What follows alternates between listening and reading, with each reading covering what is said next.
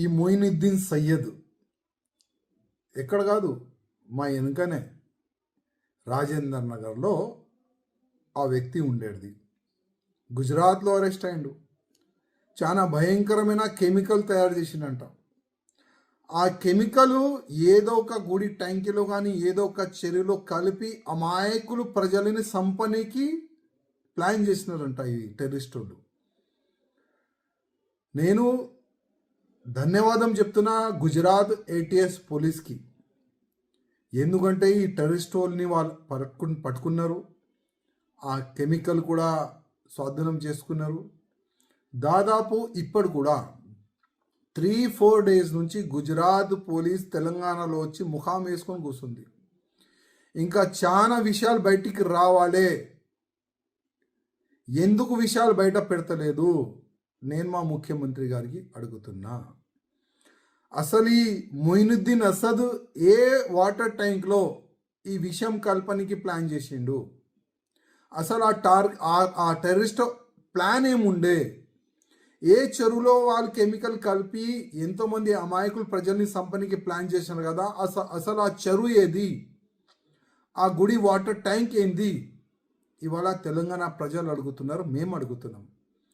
సమాధానం ఇచ్చే బాధ్యత మా ముఖ్యమంత్రి గారికి ఉన్నది, మా డీజీపీ గారికి ఉన్నది.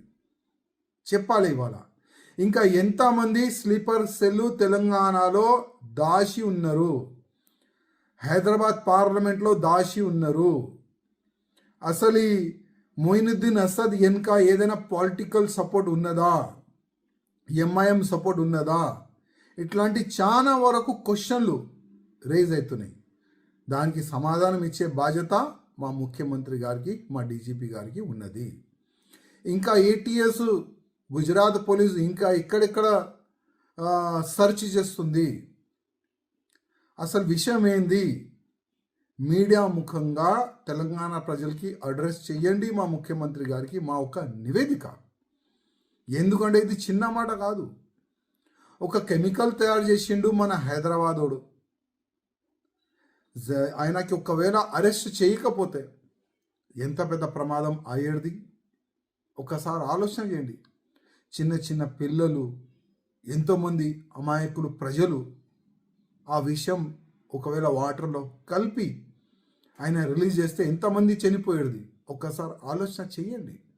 అందుకోసం మా ముఖ్యమంత్రి గారికి రిక్వెస్ట్ చేస్తున్నా, ప్రత్యేకంగా హైదరాబాద్ పార్లమెంటు గల్లీ గల్లీ సెర్చ్ చేయండి, కాటన్ సెర్చ్ చేయండి.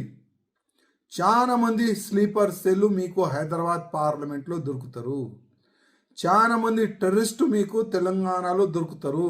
ముఖ్యమంత్రి గారు, తెలంగాణ ప్రజల్ని కాపాడే బాధ్యత మీకు ఉన్నది.